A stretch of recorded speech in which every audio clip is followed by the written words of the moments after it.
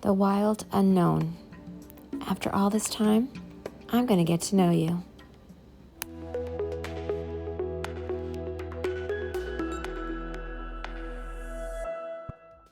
Greetings, friends. Welcome back to Blossom and Bee. I'm super excited today because I'm going to be doing an unboxing, a first impressions, and a walkthrough or flip through of the Wild Unknown Tarot deck. This was just delivered to me today, and I haven't done anything aside from taking the cellophane off of the box. So I'm super excited, guys, because, new deck. That's how it goes with me. I get real excited. And this box is heavy. It's heavy. So this deck is written and illustrated by Kim Kranz. And initial impression, I love the cover. I love the cover art, and I know this is one of the illustrations in the deck. I believe it might be the World card. But yeah, I'm really drawn to it. It's sort of got me mesmerized in a way.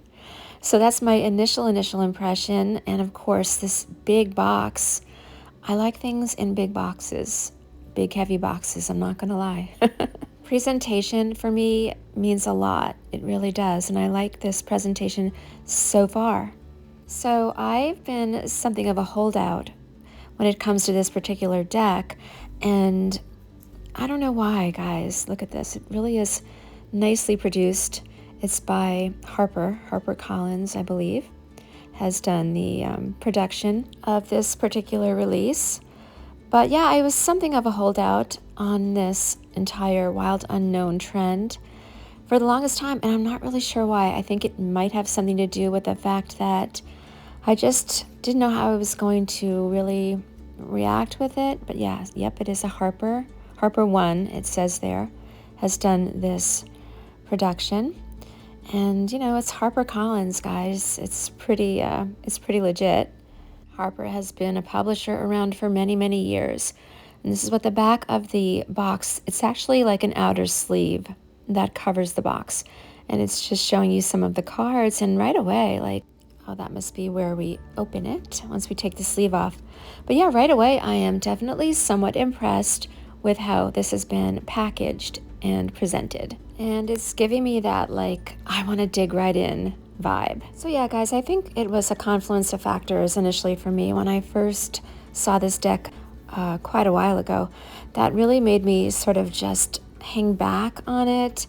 I feel as though I wasn't sure how I would connect with the artist's style and sort of the minimalistic value that it has to it. But yeah, let me just quickly show you guys the sleeve. So that's the sleeve that slips over the box, and I'm just going to put it aside for now.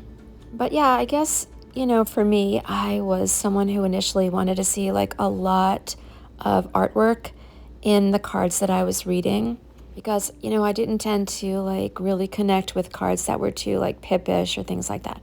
But I do love this right here, this artwork going on. Look at the little flowers inside of this is gorgeous, really beautiful illustration. And the box is sturdy, real sturdy box.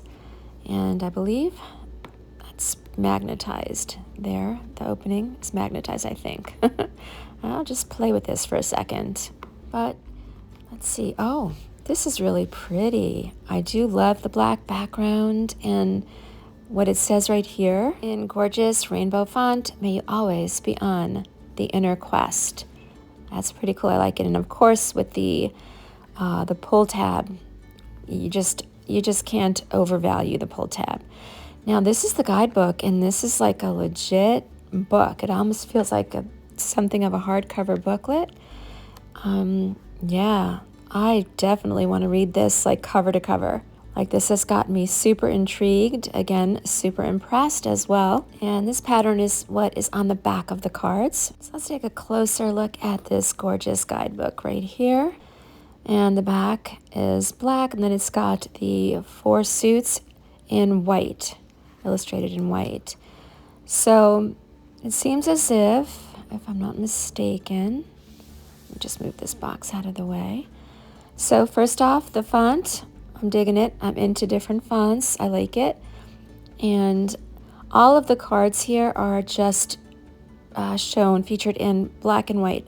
Although I know that there are colors, pops of beautiful rainbow colors within the cards themselves. So interesting, I would open up to the swords here with the snake. I think one of the things that may have been behind my initial hesitancy is the use of snakes in this deck. I've had a bad experience with a snake early on in my life, but you know what? I think I just need to work past it now, because this deck just kept calling to me. And you know how that goes if you are a tarot reader with decks. Like certain decks just, they get into your mind and you can't shake them. Now this card here, I know the butterfly in this deck is colorized and it's gorgeous. So yeah, I have a feeling already that I'm going to want to read this book like all the way through, which doesn't always happen to me with guidebooks. And I'm not opposed to decks that feature animals as opposed to, you know, people or humans. I'm really not opposed to that energy at all. Each suit begins with the 2 black pages. Really nicely produced, really nicely done, this guidebook. I'm definitely going to sit with this and read what the author has to say about this deck, what her inspiration was, and even look at some of the spreads that she shares within this guidebook. So right out of the gate, that's sort of unusual for me, guys, because I do peruse guidebooks. I would say I'm a peruser more than I sit down and study them.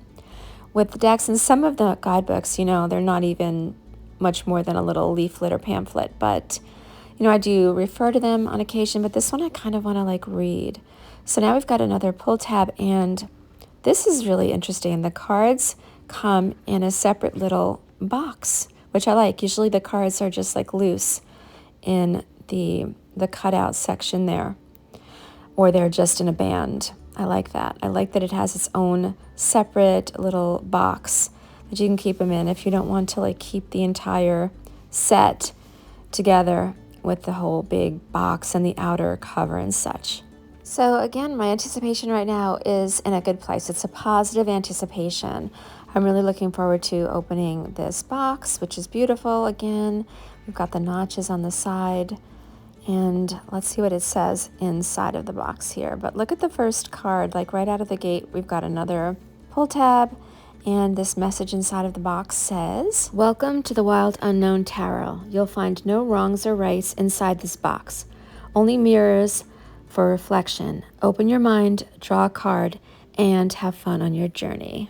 That's cool. I really like that message. And wow, the first card facing me here, the Ace of Wands, it's gorgeous, guys. It's gorgeous. I'm definitely feeling a very positive and warm energy right now coming from the deck. So let's go ahead and put these boxes away. So now I want to get a feel for how it is to handle this deck. That's the black and white print, sort of an optical illusion style print on the back of the cards. And I want to say that the cardstock is, I want to say, somewhat average. I would have liked it to have been a little thicker, to be honest, but it'll work. It'll definitely work. And yeah, I feel like I thought it would be thicker. But it's workable. And I'm a careful shuffler, so I don't think I'll have any issues with bending. But let's begin to talk about these cards. Now, this is the Ace of Wands, and wow. My first impression is like, wow, this is absolutely gorgeous. This is gorgeous, guys. We've got this sunburst of color with the red, orange, and yellow. The wand in the center featured with a glowing background, and the like flowers coming off of the wand. I'm just getting all sorts of inspiration, that sense of newness when you've got this initial passion about something you're doing. That's spectacular. And now we've got the Two of Wands, with the 2 wands intersecting at the top. Immediately I get the sense of this joining forces with all this gorgeous energy, with the multicolored energy, rainbow colored. Just beautiful. And the 3 of Wands, now here is the actual working together of that energy, of that passion, uniting with this culmination, this like sort of triangle with the multicolored lighting coming from the center, harnessing that beautiful passion and energy, creative energy. And now the 4 of Wands, to me, yeah, this definitely says like completion, celebration. You've got this like end result that looks so beautiful. the coming together, the balance here kind of works. Yeah, definitely. And the Five of Wands, this is perfect because now we don't have the color. We've got the black and white. We've got sort of that disruption, that feeling of being scattered. It's just really evident here in this card. But on to the Six, where things have like gotten better with this gorgeous butterfly having emerged from the tangled branches. But yeah, and that's a gorgeous butterfly. Like I could see that as a tattoo. But the tangled branches of the Five, yeah, this is really, it's speaking to me, guys. It definitely is. These are gorgeous cards for sure. All right, and we have the Seven of Wands right here, which depicts to me that of course we've got the wands there and that inner strength of conviction with that glow of passion, you know, rising up, staying strong, persevering. And we've got the Eight of Wands here, which to me depicts all of that wonderful spirit and passion just uniting, coming together and forming this beautiful energy that just lights up the sky. The Nine of Wands to me in this deck is so cool because it looks like a staircase here with the wands, and it's like that last climb till you reach that pinnacle. You know, you can get tired, you can get weary, but you're right there. You're just so close. And then the Ten of Wands showing that exhaustion. Okay, we've lost the light. We are just depleted. Our energy just needs to rest. And yeah, I mean, you can just see that here in this like massive tangle with that little bit of light showing from behind, like what's left of your journey when you reach this point. You know, that depleted spirit. All right, we're going into the court cards here, and this is called the Daughter of Wands as opposed to the Page of Wands. The Daughter of Wands with the snake, and I like how it's sort of in that infinity position with the flowers there. So it's almost like saying that you can go on. You have that gift inside of you, that infinite spirit that will rejuvenate itself. We've got the Son of Wands, which would be the knight, that call to action. The snake definitely looks like he's ready to roll, to offer some new passion, new inspiration, a new light emanating from behind him. The Mother of Wands would be the Queen of Wands. And I really like how she's sort of curled up. She's got that wand beneath her. She's keeping guard over it, as though that potential is there for you and she's ready to share it. And the last card in this suit is the Father of Wands or the King of Wands. And again, just something in this snake's posture. He's ready for whatever comes his way. He's confident and he can handle it. Alrighty, we're moving into the Cups suit here with the Ace of Cups. And this is just so pretty, guys. I love the aces in this deck. I mean, look at this. It looks like stained glass almost behind it. And that light coming from the cup, it's like that amazing love. And then we've got the Two of Cups here with the two cups, of course. I love the juxtaposition of the black and white and the two red roses. New love, a new couple. And then we've got the Three of Cups here, and I like the red and orange, the use of the color there with the birds, the three cups, and the sun in the background. It's an outstanding card. I love that. I love that sun. That's really gorgeous. And then the Four of Cups here with very little color. You know, we've got that, looks like a rat there, that ennui. You can just sense like an apathetic spirit about this animal and the situation in this card. It really works. The Five of Cups featuring the horse with his head down. Again, the use of no color here, just the black and white, really speaks to that sort of despair, that grief, that despondence. And the Six of Cups with the nostalgia. I mean, look at this. We've got this colorful tree and, you know, juxtaposed with the dark tree, the light background with the darker background. The Seven of Cups here with like decisions. We've got the sun on one end, we've got the moon at the other, you know, which way to go, choices, deliberations. Yeah, I get it. You know, we've got this one cup facing the other way. And the Eight of Cups here, I mean, this definitely sums it up for me. Like the broken cups here, you know, something has been broken. You need to move beyond, let go. And you can feel that, you know, that love coming back in, that life coming back in here with the Nine of Cups, almost to completion, you know, and getting closer to that desired result there. And I mean, wow. for the Ten of Cups here. Like all this color, everything is united. It has all come together. It's all working. You know, you can just see the progression basically from the 9 to the 10 here. I love the use of color in that card. All right, here's one of my favorites. We've got the Daughter of Cups, or the Page. And I love that it's a little duck and that her shadow in the water is rainbow. Up next, we have the Knight or Son of Cups. Again, really, I feel like that's definitely a sun energy or a night energy. And then the Mother or the Queen of Cups, followed by the Father or King of Cups. And look at this, like I really enjoy, again, how these just sort of go together. And they just seem to typify what I would feel to be correct for these particular cards. Entering the Swords suit now, guys, with the Ace of Swords. And I really kind of like this. I dig how this is done with that rainbow colored snake, again with that infinity wrapped around the sword there. And we've got the Two of Swords with that flower, add the cross at the top.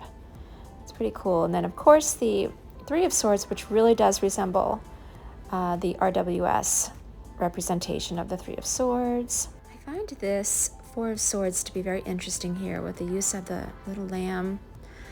I'm going to have to like really kind of study on this card a bit, but I like it.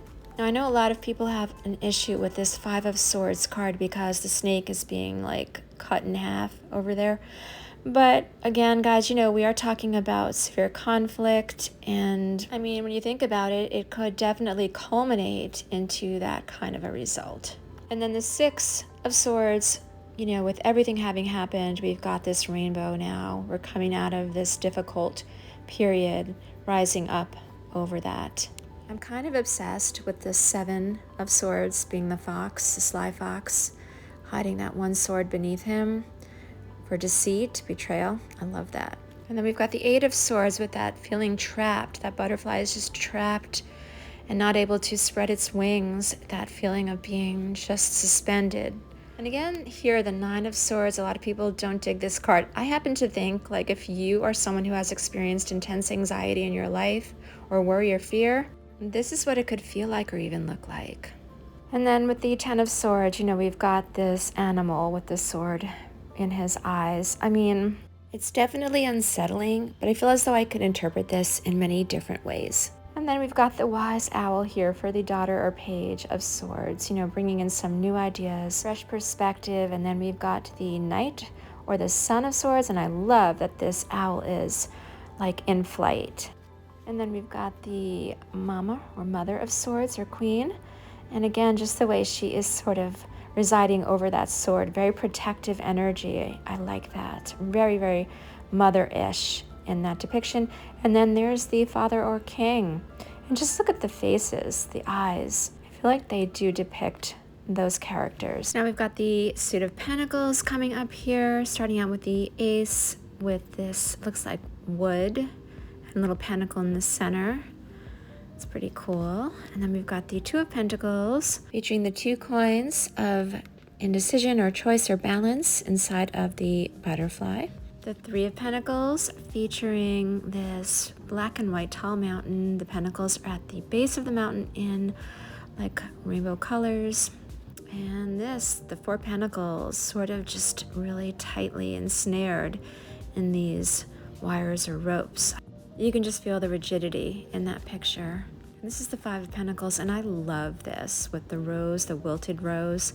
To me, this just totally depicts that sadness and despair. And then we've got the Six of Pentacles with perhaps a change in circumstance, maybe some progress being made. You can see that here with the growing vine. The Seven, oh, this is really cool. Like that definite mode of progress. We've got the Eight, you know, with the spider web, that building, that increased momentum, working toward your goal. And the Nine of Pentacles, I really like this, guys, with the four feathers there on the outside, all that color, and that beautiful artwork on the inside of the cross-section of the feathers. And of course, the Ten of Pentacles. This is just everything having culminated and come together, and that reward is just evident here. And the court cards, we've got the Daughter or Page of Pentacles with the deer. So sweet. I love the deer depictions in this set. And then the Sun or the Knight of Pentacles with his head down, just waiting to bring you a new adventure. And then we have the Mother or the Queen of Pentacles, and I love that they have her featured with a little fawn, and that just really works. And the Father or the King with that Pentacles right there up, riding in the center of his antlers.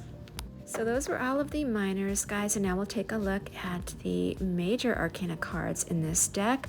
But so far, impressions, I am really feeling excited about this deck. So we begin on the Fool's Journey with this little bird on a branch, ready to just fly away and not knowing exactly where he or she will land.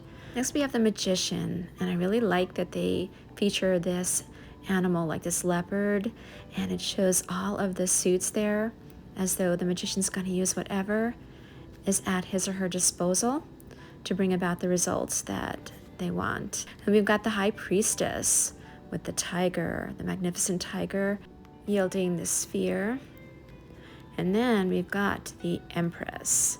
Now this card was one that I kind of had trouble with when I had seen it, because I wasn't really quite sure how to envision this as an Empress. But when I saw the Emperor card, it was like, yeah, then I got it, you know? The fullness of the Empress tree versus that thin and tall Emperor tree. The Hierophant with the crow and the key to knowledge, the crow. I really do like this. This is pretty cool. Then we have the Lovers, and this works on so many levels between the starburst of color and the two geese flying in unison. And then we have the Chariot, of course, with the beautiful horse wearing the pentacle around its neck. And Justice, this is really cool because I like how it's like the juxtaposition of the two, the white and black animal with both of their tails wrapped around the earth there, and the colors in the background. But the Hermit card is probably one of my favorites in this deck. I adore this depiction.